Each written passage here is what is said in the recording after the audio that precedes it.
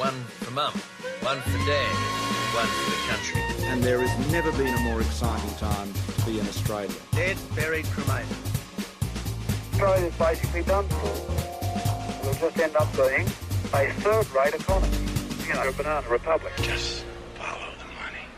All right, ladies and gentlemen, welcome to Politics in the Pub, brought to you by the Australia Institute. G'day, and welcome to Follow the Money, the Australia Institute's podcast demystifying the big economic issues in Australia and putting them in plain English. I'm Rod Campbell, the Research Director at the Australia Institute, and I'm filling in for Ebony Bennett, who is currently hiking the Pacific Crest Trail as you listen to this podcast.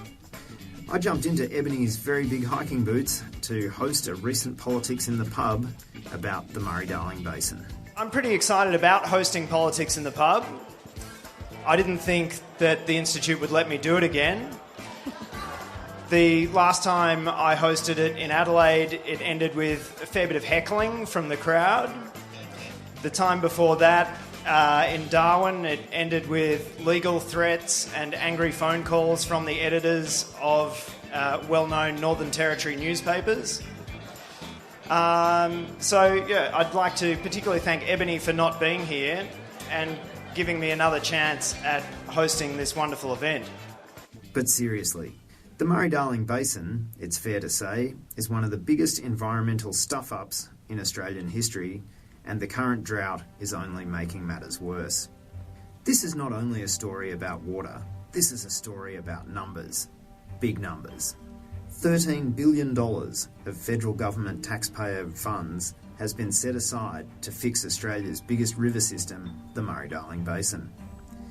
The river runs from Queensland through New South Wales, Victoria to South Australia, but unfortunately, irrigation siphons off so much along the way that barely a dribble makes it to the ocean in South Australia, and the mouth of the river has to be dredged regularly just to keep it open. Significant wetlands, river redgum forests, migratory bird species, and some really valuable ecosystems are in danger of collapse. And there's a whole bunch of dodgy accounting deals going on with prominent politicians weighing in. You can't just sell people into destitution because of a belief of that the environment reigns supreme over all people's rights. Now, if you want to take all the water back, well, then take the water from Adelaide. Walking away from the experts' advice and delivering as this will less water for South Australia. I call the Honourable... But we're joined on this issue, which is standing up for South Australia and standing up for the River Murray. It's taken us 100 years to get this point. It took us one night to fuck it up. Things haven't really changed. Can I welcome our guests from the Murray Darling Basin Authority to give evidence? For too long, the Murray Darling Basin Plan has been a bun fight between different parties in different states, and if it's not changed, then the lower part of the river, the Darling system below Bourke, I think will seriously die over time. So now, the Australian Competition and Consumer Commission, better known as the ACCC, is on the case. The Morrison government, meantime, has unveiled the terms of reference for the Consumer Watchdog inquiry into the Murray-Darling Basin water market. It will spend the next 15 months investigating Australia's $2 billion water trade and try to find out where the water and the money is going. Joining me for the live Politics in the Pub event to talk about the Murray-Darling Basin is Maryanne Slattery. She's our senior water researcher here at the Australia Institute and a former director of the Murray Darling Basin Authority. Well, I thought we'd start with a bit of a tour of the basin, because there's a lot of people who clearly don't know a hell of a lot about the basin, and maybe we'll start with a bit of a tour around. And should we start at the north, Maryanne? Of what's the north? When we say the north of the Murray Darling Basin, where do we mean? What are the big issues, and what have been our big bits of work there? Okay, you might have to remind me of all those questions as we go. But the Northern Basin, it starts up in Queensland, so we've got sort of the very southern part of Queensland. The Border Rivers forms part of the New South Wales-Queensland border. It flows down, everything flows into the Barwon-Darling River. which acts like a great big filter into the Murray. You've got several major tributaries that come into the Barwon Darling in the north. Macquarie River, Namoy, Guida, Culgoa River. But it's really interesting that whole, it's very, very flat, and naturally it would have just been a great big inland delta. And we talk about Australia being in flood or in drought. What we miss in that narrative is that there would have been water in the landscape most of the time in most of the basin.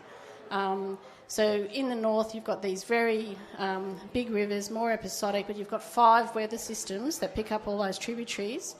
So the Barwon Darling naturally had water in it all the time. It was subject to very low flows and big floods, but naturally it had water in it all the times because you only needed one of those 5 weather systems to be working for water to come into the Barwon Darling.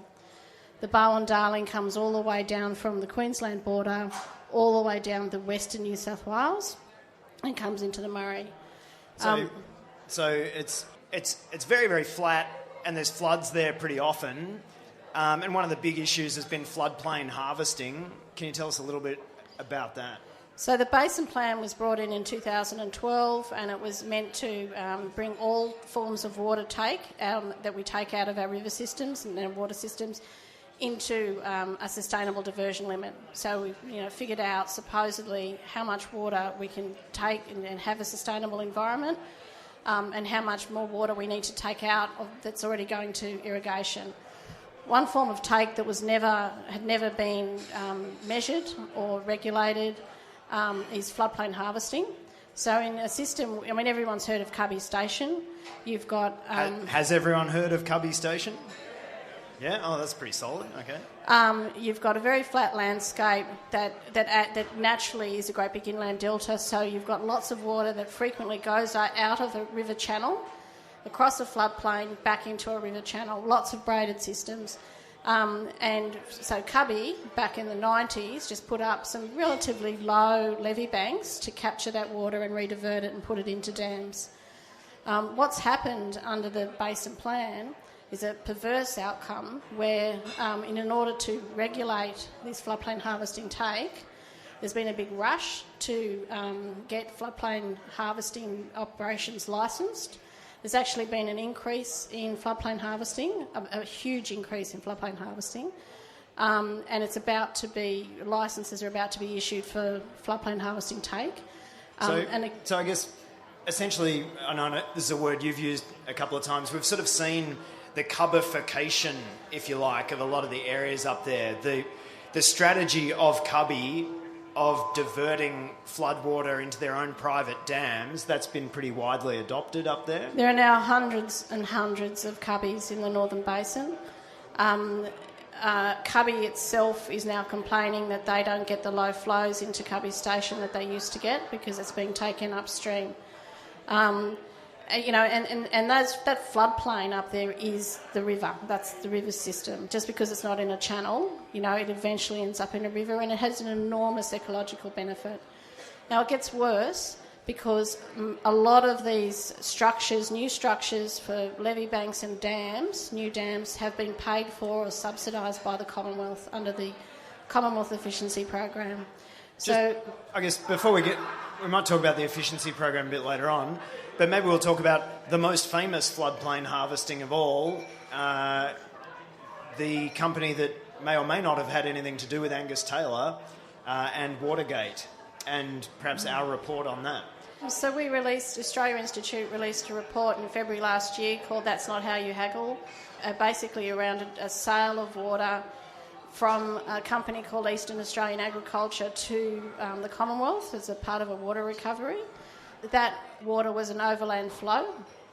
So there's several issues with this purchase. The purchase was for $80 million for around about 20-odd gigalitres of water, which is a huge price, and was several times over the previous prices, the market prices in the region. That itself is probably okay, except the licences were for overland flow water. Now, when the water market was created, water was separated from land so we could sell water, buy and sell water. but water was never separated for overland flows, which makes sense. If you're buying your neighbours, an upstream neighbour's water in a river, it makes sense that they sell you their water licence, they can't take it out of the river and it flows down to you.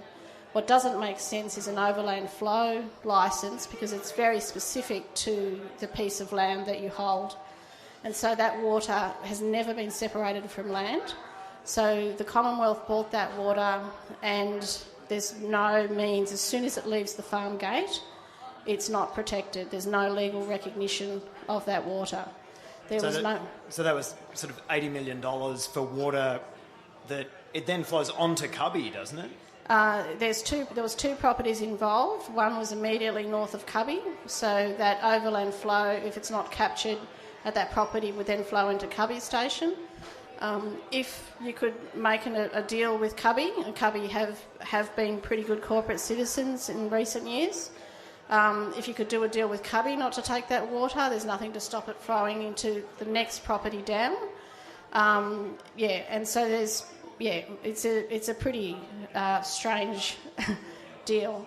And that gets worse because there was no water licence before the water was sold. The vendor advised the Queensland Department what the water licence volume should be, and they did the modelling and they did the negotiations. So, it's pretty unusual, sort of. So that's the northern, in a couple of minutes, that's the northern basin. It's very flat. A lot of it's based on diverting floodwaters. A lot of Commonwealth money has been wasted. Should we take our tour down to more the Darling below Burke? Tell us a bit about down there and Broken Hill, Menindee, the lower Darling. The poor old Darling in particular, which is Burke Down, is in real strife for a whole lot of reasons. One, the increased extractions in the north because of floodplain harvesting. Water's just not getting into the Barwon-Darling. Once it gets into the Barwon-Darling, the Barwon-Darling water sharing plan was made just prior to the basin plan in 2012, and it threw away a whole lot of science, ignored a whole lot of science that was done years before to keep the Barwon-Darling flowing, to the benefit of just two irrigators. Two irrigators own more than 90% of all of the water licences not owned by the Commonwealth in the Barwon-Darling. The last irrigator is at Burke, and we're just not seeing flows past Burke. There was a Natural Resource Commission, New South Wales Natural Resource Commissioner put out an incredibly scathing report on the Barwon-Darling water sharing plan just last week, and it's unlawful in so many ways. Just for people who may not have a really good grip on the river's geography, I think it's worth highlighting. Essentially, the Darling doesn't flow past Burke anymore. And for people who can't picture that, how long, roughly in kilometres, is it between Wentworth, where it hits the Murray, and Burke? I think it's about 1,000 k's, I think. A little bit more. But the Barwon-Darling, always used to have some sort of flow in it. And if it didn't have a flow, it used to have lots of, it's, very sandy. So there'd be lots of, little water holes. Aboriginal people tell us that, the few occasions historically where the Barwon-Darling dried up completely, they just go and dig and they'd create more water holes for for kangaroos and stuff. So it's a pretty big deal. And it's, we've got hydrological connection, but we've also got an ecological connection. So all of our native fish, for example, spend some time in Menindee Lakes, which is at the bottom of the Darling River. Where we saw that, they're now saying 3 million fish died in January this year. All of our native fish apparently spend some time in Menindee Lakes, and they migrate throughout the basin. So if we start to disconnect that ecological connectivity, we're causing real harm. And some of the ecologists are now saying we've actually probably reached a tipping point in terms of the ecosystem in the Barwon-Darling. We've got no flows, much less flows coming into the Barwon-Darling. We'll still get the really big floods, but we're not getting that low flows and medium flows that we used to have all the time. So that brings us down into Menindee Lakes. Below Menindee Lakes, we've got the lower Darling. We had a really vibrant irrigation community down there. Menindee Lakes was basically, the northern irrigators hate Menindee Lakes. Broken Hill's water supply relies on Menindee Lakes, and every time there was Broken Hill's water supply fell below 18 months, the northern irrigators had an embargo on their pumping, which they hate because they're having to let water go past that goes to a community that's not even in the basin, that sits in these really big lakes in a very dry, flat landscape, and there's lots of evaporation. So they saw that as a waste, and they've been lobbying for many, many years to provide an alternate water supply to Broken Hill. That was finished last year. It was a real rush job. There was no environmental impact assessment. There was no business case. There was no cultural heritage done on that, but the pipeline was rushed through. But what that means is there's now no reason to maintain those flows into Menindee Lakes. And so the irrigators below Menindee Lakes have just been cut off.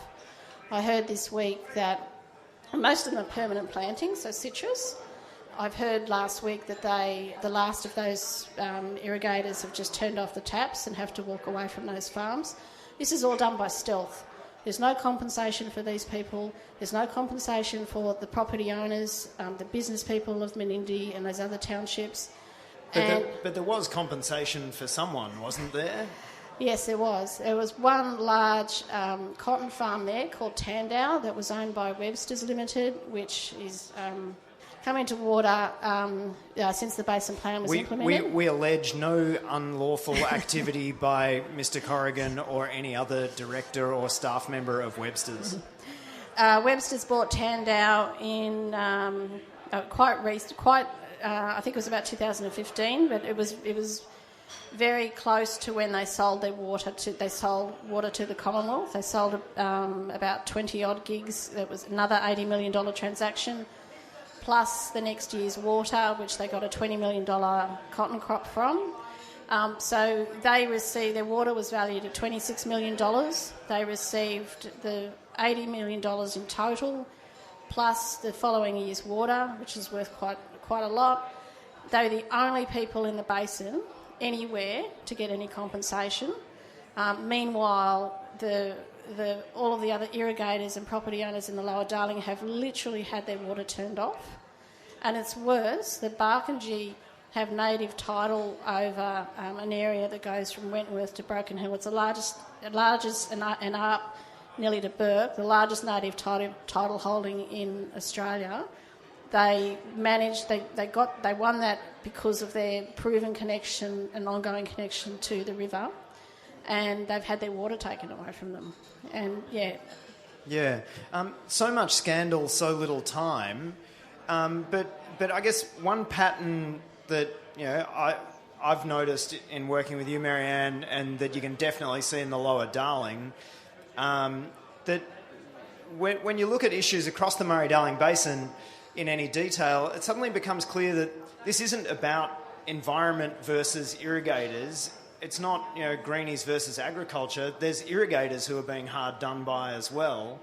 And I guess in my observation, it tends to be big, powerful, corporate, bureaucratic and political interests doing very well, and a lot of smaller irrigators, the environment, and small communities, the Barkindji, Indigenous people, doing pretty badly.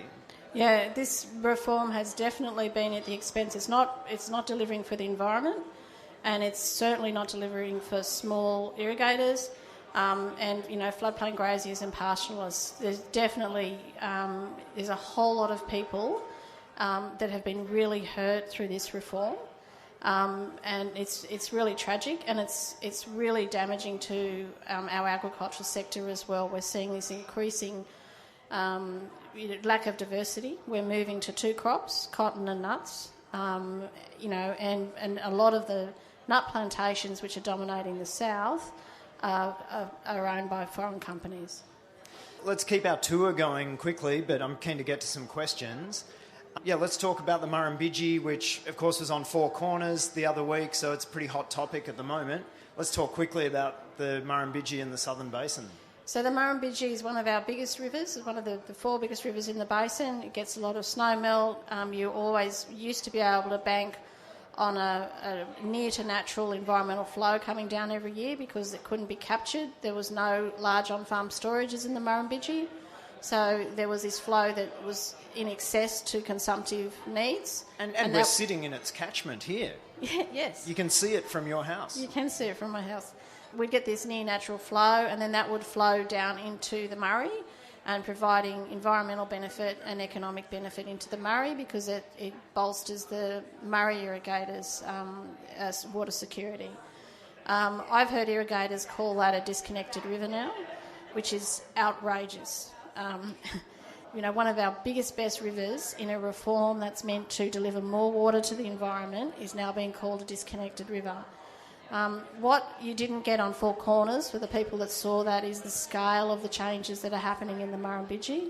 So in the Murrumbidgee, below, halfway down the Murrumbidgee, you've got an irrigation offtake to the Griffith area to the north and to Collyambly area in the south. Below that, you start getting into the hay plains, which is as flat as the floor. It was sort of wheat country, sheep country. It's a lot cheaper country because it's about 20% the price of irrigated land, I think. And cotton's moving down further south because we can grow cotton in colder climes now. So what the cotton farmers want to do, they've got a choice. They can buy up 5 rice farms because they need bigger tracts of land that have got small bays, they've got 5 houses on them, X number of sheds, etc., have to reconfigure the whole place for cotton. Or they can move outside the irrigation area into the hay plains, buy a wheat farm much cheaper, and then the Commonwealth is subsidising their new infrastructure on these sites through a project called the Efficiency Program, where they are building new dams. And when I say a dam, I'm not talking about the things that you see as you drive out to Murrumbateman. I'm talking about things that are like 9-10 square kilometres. They're massive, 8 metres high, kilometres wide, cost hundreds of millions of dollars to build. Would they hold a SIDHARB? No, they wouldn't hold a SIDHARB individually. No. and they built specifically to capture this flow that was previously going to the environment and a great environmental flow.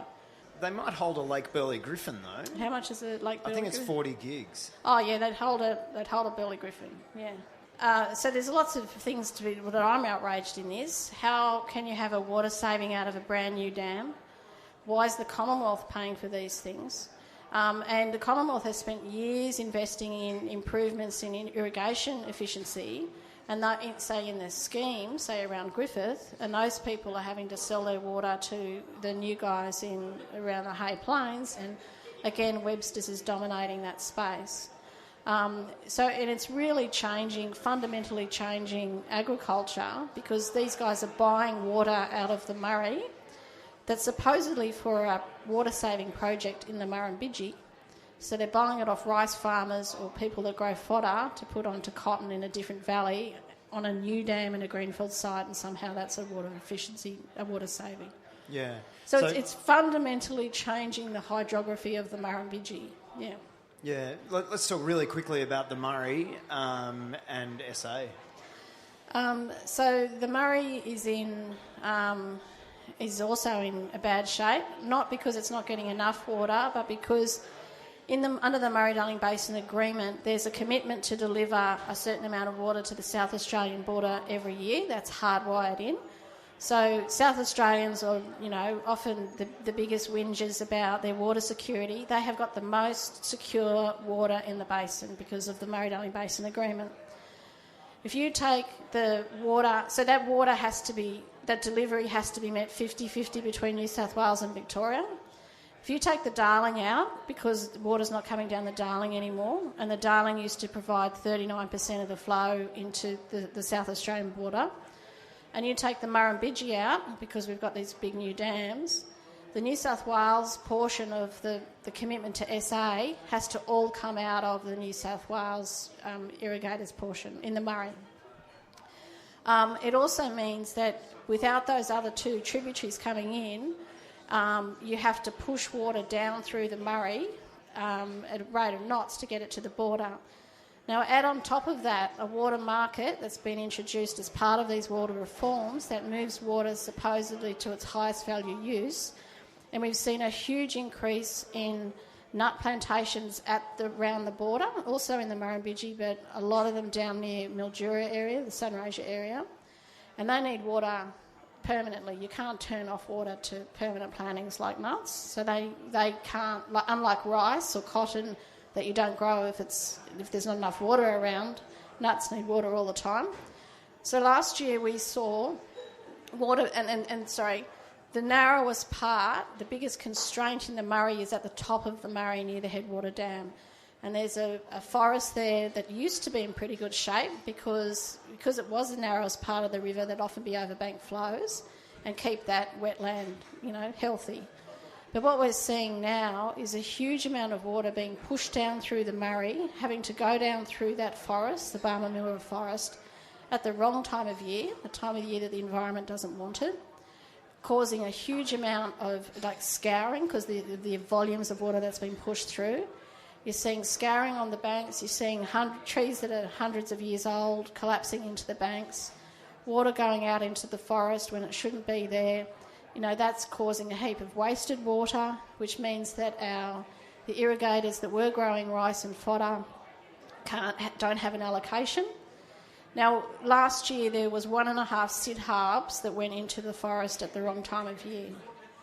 That would have been enough we've got farmers that don't have an allocation. We've got a massive drought. We're getting fodder shipped over from Western Australia to keep dryland farming and our dairy farmers feeding their stock. And we've wasted 1.5 SID harbs through the forest and caused ecological harm and economic harm to those farmers and everyone else that relied on that feed to make sure that we had, one, water to South Australia, but two, keeping these foreign-owned nut plantations alive, a lot of which aren't going to be producing for another 5 years. And we've prioritised those over fourth and fifth generation farmers, upstream, who are walking off their farms. We're just about to see the end of the dairy industry in the basin. It's got months left of the people that are there. So to summarise where we've gotten to, we've screwed up the Darling and it's not running into the Murray. We're screwing up the Murrumbidgee and it's largely not making it to the Murray. So we're having to put huge amounts of water down the Murray at times when it shouldn't be there. Wasting a lot of it as well. And that's a really key point. You generally think, flooding a forest, that's meant to be what the environment's after, isn't it? No, it's been at the wrong time of year. And so we've been putting huge amounts of water down there for the big new nut plantations, but also for those, let's just get stuck in, those whingers down in South Australia. Let's have a quick rant about South Australia and then we'll go to questions. Well, I'm a New South Welshman, so I don't have to hold back. So, a really big driver around the Basin Plan and the narrative around the Basin Plan was the Lower Lakes, and that sort of makes sense. It's the end of the system, so it's a good, canary in the coal mine of what's happening. Under the Murray Darling Basin Agreement, the control of water ends at the border, the South Australian border. So South Australia just basically legally does what it likes with water once it gets past the border. Now that includes environmental water held by the Commonwealth. The South Australians, love their lower lakes. There's people that live there. It's a huge amenity. And they like to keep their lakes at a certain level over the summer in particular. For boating, there's a huge boating regatta down there. It's one of the biggest, I think it's the biggest in the Southern Hemisphere. I've been known to boat myself, and I'll just pull you up there. It's the largest freshwater regatta in the Southern Hemisphere. So the river operators are under a whole lot of pressure to maintain the lower lakes levels at a time when the environmentalists and the Commonwealth Environmental Water Holder wants that water to be going out to the Coorong where it's meant to go. And we've written a report, Coorongs Don't Make a Right, on some... I came up with that. We had an audit report that the Commonwealth Environmental Water Holder did looking at risk to its delivery, and that singled out SA's management of their water because they're not using it. They're not using it the way the Commonwealth Environmental Water Holder wants it to be used. They're using it to maintain water for recreation. So there's a lot of tension in the basin around the people upstream, always point downstream, and, is that science right? But science right around the amount of water that Coorong needs. But even before we get to a debate about science, I think are they doing what they're meant to do? And they're not. Are the managers of the Murray-Darling Basin doing what they're meant to do? No, they're not. I reckon that's a good place for us to wind up and see what people are interested in. So the lovely Hannah has the microphone. My name is Julie Smith. I'm working here at the ANU, but I worked for a couple of years in the Commonwealth Environment Department in the water area in 2009-10. And my understanding from my work there at that time, when they were about to open up the market in Queensland, without understanding the floodplain science, my understanding was that the Water Act, which governs all this, had as its primary purpose the protection of the environment. So hearing what's happened since then, I'm wondering, with the various stakeholders, including the environment, is there scope to take a class action, including on behalf of the river, as they have in other countries, to hold the Commonwealth and the states to abide by the law? Thank you.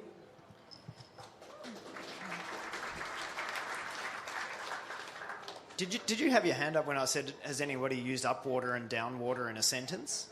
I don't think you did. I just think there's no end of opportunity for legal action. The South Australian Royal Commission that came out was like a shopping list for a whole lot of things that they found were not lawful. There is a class action that is going against the Murray-Darling Basin Authority at the moment from irrigators in the south, related to negligence of how they're running the river, not related to the basin plan. But I just think there's a huge shopping list. The New South Wales Natural Resource Commissioner that released his report on the Barwon-Darling Water Sharing Plan just last week had another big list of things that were unlawful.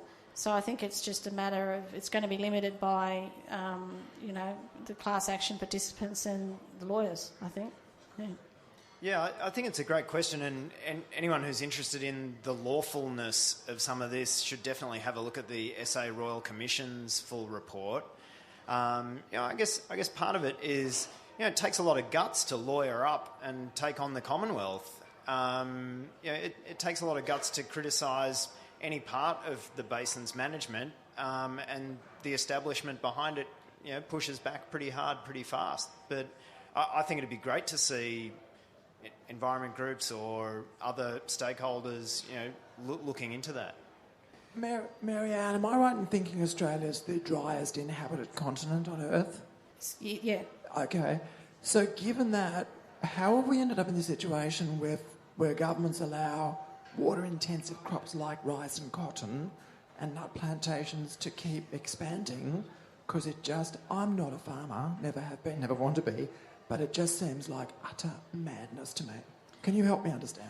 I think the policy settings around how water is allocated previously, I'll speak for New South Wales, would sort of say, well, we'll have, we want around 20% of permanent plantings and nuts and citrus, and we want 80% in annual plantings like cotton and rice.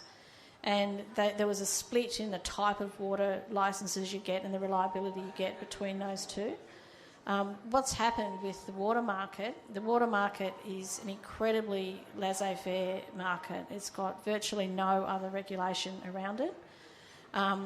When we opened up the water market, I think a lot of the narrative around this is, it's going to be great because the water market sort of balances out the drought, because if you own a water entitlement and it's in drought, you sell your water entitlement to a permanent planting, you get money for selling your water, they get the water, everyone's happy. That's not what's happened. So the business model for nuts, which is a huge expansion, a lot of them don't own very much water, and they're happy to buy it on the temporary market and just duke it out on price. Which is what's happened, and if you're a dairy farmer, you cannot. So that's like a permanent planting. You just cannot compete. Their break-even point's about $150 to $200 a megalitre. We're seeing water being sold to $600 or $650 a megalitre. But the other really big problem we've got is speculators. So there's speculators in the market. We know that they're pretty large. We don't know exactly how large they are because there's very poor transparency over the water markets. So I think that policies that were working in the past have sort of given way to the water market, and it's just opened up a world of hurt. Yeah, I guess I'd just chuck in on that. Maryanne, the Australian Institute, certainly don't take the position that a dry place like Australia shouldn't grow rice or cotton. I think if we had the environmentally sustainable level of take set properly, then farmers should be able to grow whatever they like. But I think your question was a good one. Why are we allowing the expansion of this at this time? And I think that's a real problem. My name's Paul Adcock, and I'd just like to say thank you to you both for being here this evening and for having been to Badger Bates and Justine Muller's exhibition over at the Belconnen Arts Centre. That was a great exhibition, which was called Barker, the Forgotten River. Barker is the Aboriginal name for the Darling, and the Barkindji people are the people of the river. You mentioned that there was a native title claim that after 17 years was successful, and as part of that, it's my understanding that there was meant to be cultural water for the Barkindji people. If I've got my facts wrong, please correct me later. But I'd be interested to know how you see people in Canberra here could perhaps support the Barkindji people who have no cultural water. I've been working with the people along the river there, and they refer to that cultural water as shut-up water, because that was what was meant to keep them quiet. But they no longer want to be quiet, and I'd make an appeal here this evening to support those people, and I wondered how you saw the people of Canberra being able to stop what is basically like an ecocide in that part of the Darling River. Like, I've stood in the middle of the river and I came out with dry feet. Yeah. It really is dry. It is really problematic. And there's local extinctions happening as a result of it. Yeah. We did at the exhibition at Belconnen Arts Centre have Terry Butler coming along, and she expressed some interest in a legal action because it's in contravention of the native title rights that the Barkindji people have in relation to the Darling. I know that's been a rambling question, but if you could respond to that, please. Do you want to talk a bit about cultural water first, Maryanne, and what that is? The New South Wales Natural Resource Commissioner, in his report on the Barwon-Darling Water Sharing Plan last week, called for cultural water to be allocated to the Barkindji immediately. It remains to be seen what will happen out of that. I think that the Barkindji are one example of a whole lot of people across the basin that are really suffering because of this reform. We're seeing people, floodplain graziers that are getting, not getting water that they used to get anymore. The people in the Lower Darling, the other people in the Lower Darling, we're seeing, people being hurt in the Murray, people being hurt in the Yanko Creek, Billabong Creek, which runs between the Murrumbidgee and the Murray. They're getting their water shut off. It's happening across the basin. And I suppose I don't really know what to do other than make people aware and hope that people can at least become aware of the issues and, So I guess just quickly, what can Canberra people do? I mean, obviously you can find the Australian Institute's research on our website and promote that. But, I mean, Canberra is in the basin. Our minister, that's a bit embarrassing, I'm not sure who it is, but we must send someone to MinCo. So engaging with the territory government here is useful, and if anyone lives just over the border, John Barilaro lives in Queanbeyan. Well, he's still worth talking to. I think putting it on the radar, I've certainly raised it with Canberra-based politicians, and they do like to say, I'll leave that in the hands of my colleague who represents us on water. But just putting it on their agenda, I think is actually really useful. And the question was, do you see any use in engaging with Shadow Minister Terry Butler, or I guess Labor more generally? Absolutely. I think Labor could really step up a lot more on this, and we hope to engage with them, and hopefully that'll happen. Let's grab our next question. Thanks, mate. I'm not involved in economics or water science at all, but although water is clearly at issue, has work been done, or do you have a view on whether we're actually valuing the right thing in the market? Because you could always, value the price of having a cow, for example, which must have some relationship to the amount of water you use, or license the crops, which goes to, what you're allowed to grow. I just wonder if there is a better market, because clearly from what you've said, sort of trying to shufty enormous quantities of water around to the person who has the right to use them is not really physically possible, even if it's a very good idea. Well, I think that we have to take a step back and say, what do we want our agriculture sector to look like? Do we want a diverse agriculture sector, or are we happy for, with one crop in the north and one crop in the south? Do we want to have regional communities? Do we want to keep, fourth and fifth generation people on farms? And if we do want those things, then we have to have a really good look at what the water market's doing, because the current trajectory is we're not going to have any of those things. So I think it's a step back. We've let the water market dictate all of those policies for agriculture and what agriculture looks like, and for regional communities, and for who's farming. I think we need to have that policy discussion. And if we're happy with, international companies, owning basically all of our water for nuts in the south, and there's more Australian farms in the north, but we're also seeing that amalgamation of farming in the north as well, but all for cotton, then job done. We're there. That's what's going to happen. But if we want something different, then I think we need to have a good look at that, and then design policy solutions to create that different space. Hello, thank you very much. I'm just wondering what your opinion is of the recent announcement of the $1.5 billion by Minister Littleproud of the efficiency measures. I think the efficiency program has just been a major rort.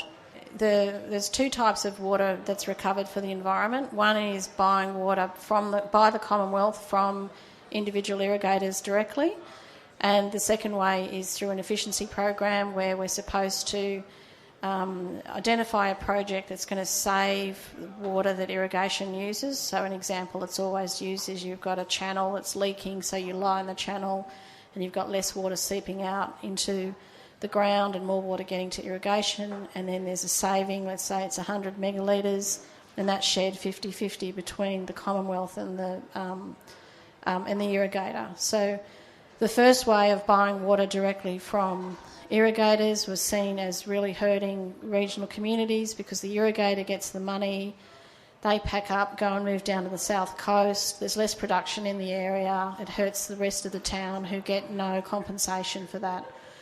So the efficiency program, the narrative around that is it's a win-win. The Commonwealth gets their water for the environment, and the irrigator stays in production and keeps producing, and that's great for the irrigator and it's great for the town. What we're seeing is, in an attempt to get the water that the Commonwealth has set as its target, they're accepting all sorts of projects under the efficiency program. So, for example, on Four Corners we saw brand new dams on greenfield sites. So no one's been able to explain to me how a brand new dam that's 10 square kilometres in the Hay Plains is water saving. And it's worse because that irrigator in the Murrumbidgee is buying water out of the Murray, and the Murray irrigator is selling up and going out of business, and then the irrigator then transfers that water to the Commonwealth. So no one's even pretending anymore that the water saving project is going to generate a saving, because they're accepting water out of a different valley. And it's exactly the same as the Commonwealth buying the water, except we've got a middleman now with the irrigator that's doing the efficiency project. but they're getting paid 2.7 times the market price of the water to do that. So I just think the efficiency program's a massive rort. It doesn't generate real savings. And yeah, I've been advocating for a long time that we shouldn't be trying to achieve the 450 upwater for that reason. I'm glad we got upwater into the discussion. Now everyone can say they've been in a discussion with upwater. Let's grab another question maybe from that area. Right, I'll be quick. In the 1990s, we paid a little bit extra for our milk so that a lot of the dairy industry could move to the Murray Darling Basin. Dairy cows operate according to the laws of physics and chemistry. How much water they need, how much food they need. Market forces don't count a bit. What can we do to protect those lovely animals that look after our needs, and how can we stop these silly people interfering with the basic laws of physics and chemistry? Go for it. Good question. Well, I think it's back to that question of what do we want our agriculture sector to look like in the basin. You know, we talk about it being a food bowl. The current trajectory is it's not going to be a food bowl. If we want a food bowl and we want a diverse agriculture sector, then we need to have a look at what the market's doing to that. And if we're happy for two products, then, you know, so be it. We'll carry on as what we're doing. But I don't think that Australians have been told what's happening. They're being told that we've got a food bowl. You know, I'm not hearing any sort of, you know, in the public narrative talking about how we're going to protect these other industries like dairy and rice and fodder. Yeah. I mean, you had quite a specific suggestion for a dairy industry plan prior to the election. Yeah, one of the ideas was that under the Basin Plan, there's water set aside for... So South Australia gets a set amount of water under the Murray Darling Basin Agreement every month, and they negotiated through the Basin Plan that if they couldn't use some of their water, they could defer it and hold it in an upstream dam. And they had quite a lot of water they had sitting in Hume Dam that was labelled South Australian water. There were reports of the South Australian government actually trading water back into irrigation and profiting from their water that they haven't used, and profiting from irrigators desperate to buy water for stock. So my suggestion was we could use some of that water that's deferred for South Australians' needs and create an emergency allocation that could go for fodder. And there'd be enough there to have a modest amount just to keep people going, and then use that time to step back and have a look at what the water market's actually doing. And I think it's a really important point to remember. Basin Plan came in, and Basin Plan was born out of a drought in the 2000s. Basin Plan came into effect in 2012. In the south, this is the first year of the drought. We started 2017 with full storages. In a year, we're seeing the dairy industry being wiped out, and the rice industry probably not that far away after. That's pretty shocking for fourth and fifth generation farms that have weathered all of the variability that the Australian climate throws at them. And if that's not an indicator of a policy reform that's failing, I don't know what else is. And we've got a report on our website that goes into some of that in more detail, if you're interested there. We've got 5 minutes to go. We'll take one more question, then maybe I'll wrap it up. Sorry, where'd Hannah go? Sorry, I promised this part of the room that they would get another go.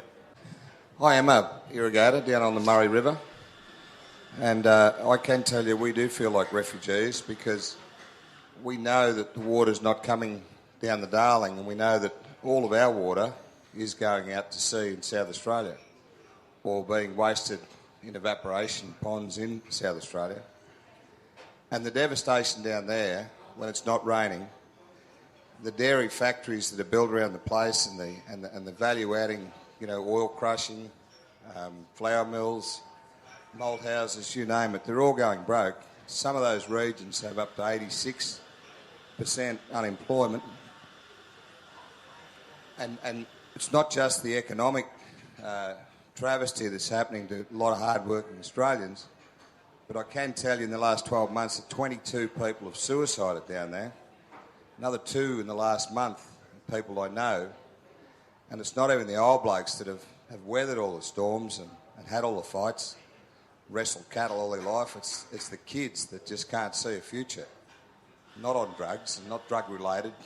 But they're the type of social problems that are caused just by really poor management of a really bad plan and trying to force the implementation of it into place where you've got no control over water metering even. I mean, I don't know about you guys, but in every business I've been involved with, if you don't measure it, you're not managing it. And these dickheads do not even measure the water into dams in the north. They don't measure what goes into South Australia. They don't measure what goes out to the ocean. It doesn't matter. But they measure ours to the last metre. Just in our region, Murray Irrigation Region, which is an area on the New South Wales side from Mulwala down to about Swan Hill, we need 750,000 megs there to cover 750,000 hectares, where we produce about $5 billion worth of produce for this country. And we get a zero allocation year after year, and we see it flooding through the forest and causing, you know, just ridiculous environmental damage to bloody gum trees that we played in as kids for years. 1,000-year-old gum trees are dying. Native grasses are dead because they've been underwater for 6 years out of the last 7. Even the brumbies, I know they're not natives down there, but these brumby horses that ran around those forests for years are all dead because they can't live on water and water alone. But they actually got more attention than the farmers, as did the fish, because people don't see the farmers as a dying race, but they are down our neck of the woods. And I'm up here on a regular basis representing about 2,000 farmers in my area, trying to get some of these idiots to listen to the fact that the basin plan is a disaster because it hasn't improved the water flow, it hasn't improved the water management. But that's the problem you've got. They won't admit they're wrong, and everyone wants to kowtow to the South Australians, the other end of the country, because they need their votes in the Senate. So that's the guts of it.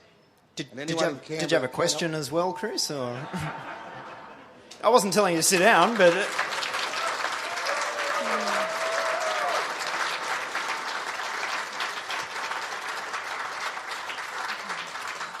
Sorry, I wasn't telling you to sit down. I was just we do have to kowtow to the owners of this fine establishment, and I know they're wanting us to wrap up. So a question, and we'll wrap up. Sorry, Roderick, I've not known you to kowtow a lot, but the question I had was for Maryanne.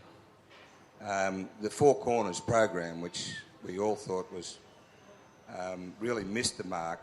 There was a follow-up letter from the 22 scientists, an open letter, claiming that you guys were all about trying to rip up the plan. And I just really wanted to question your thoughts on that. Yeah.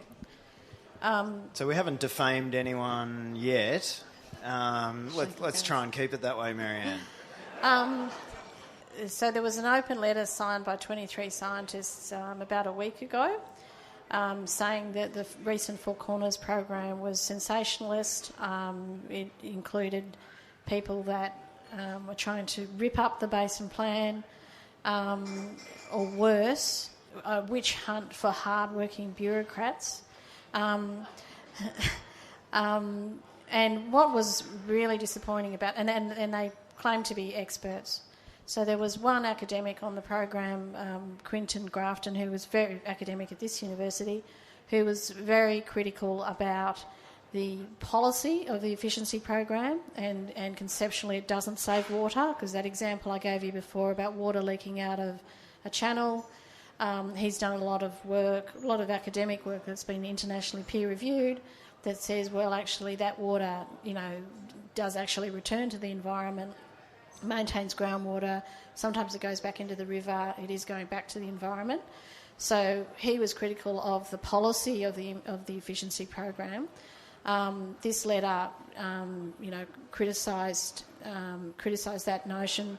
Now, that was based on a review that the Murray Darling Basin Authority commissioned.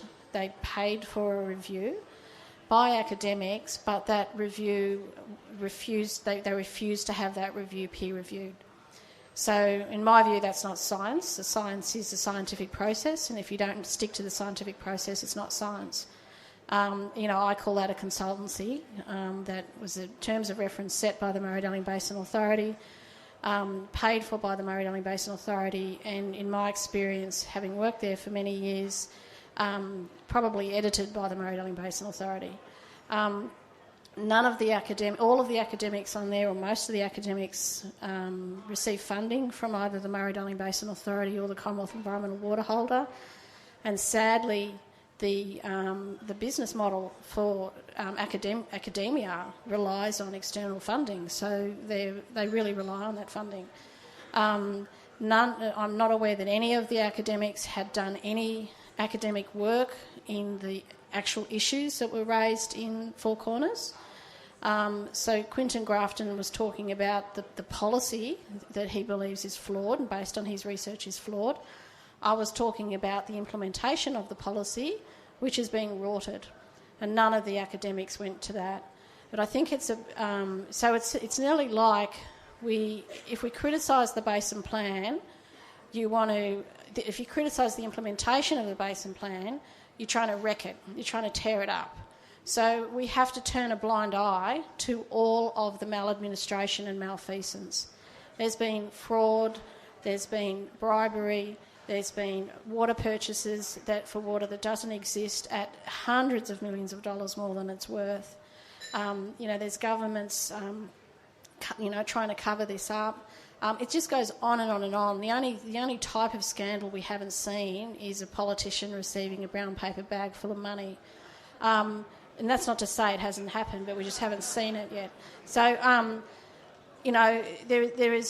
it's pretty indefensible, the implementation of this Basin Plan. It's not achieving what it's meant to achieve for the environment. It's hurting a lot of people across the basin and causing real harm.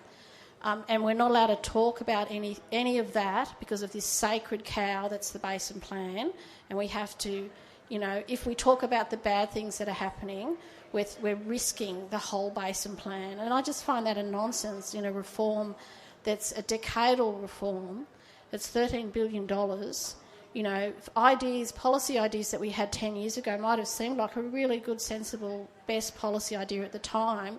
The fact that we can't even question them now without getting called names is just astonishing in a public debate.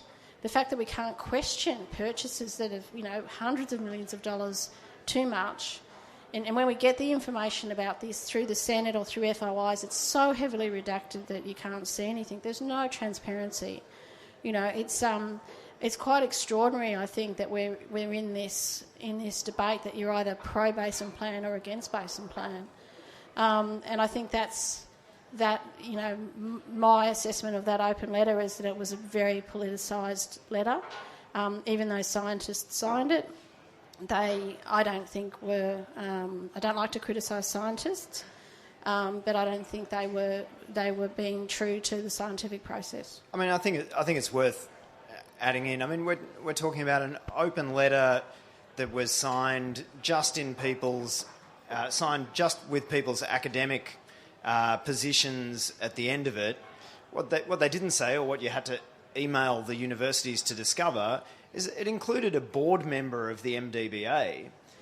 I mean, the Australia Institute has academics on our board, and they don't go around signing letters saying, actually, the Australia Institute's doing a fabulous job, without saying that they're board members. And I just think the disclosure around that was disgraceful, really. Well, it was more than a board member. It was a current board member. It was a previous board member who'd been a board member for 9 years. It was the chair of MDBA's, independent scientific committee. And none of that was disclosed in the initial disclosure. Well, that's a nice depressing note to end on. That'll get everyone nice and thirsty, and hopefully it will drum up some more custom for our friends here at Badger & Co. Patrick and all the staff, thanks very much for their support here. That's been episode 37 of Follow the Money, brought to you by the Australia Institute. It was recorded live on the 31st of July 2019 in Canberra with me and Maryanne Slattery. You can find more analysis on the Murray Darling Basin and dodgy water buybacks on our website, tai.org.au. Listen free to Follow the Money wherever you get your favourite podcasts, or you can listen online from our website. Maryanne is on Twitter at Maryanne Slatter1, that's MaryanneSlatte and the number 1. My Twitter handle is at R_O_D_C. And the Australia Institute is at the Oz Institute. That's THEAUS Institute. This episode was recorded live by Clayton MacDonald, thanks Clayton, and produced by Jennifer Macy. The theme music is by Jonathan McFeet from Pulse and Thrum. You can find more of his music at pulseandthrum.com. Thanks for listening.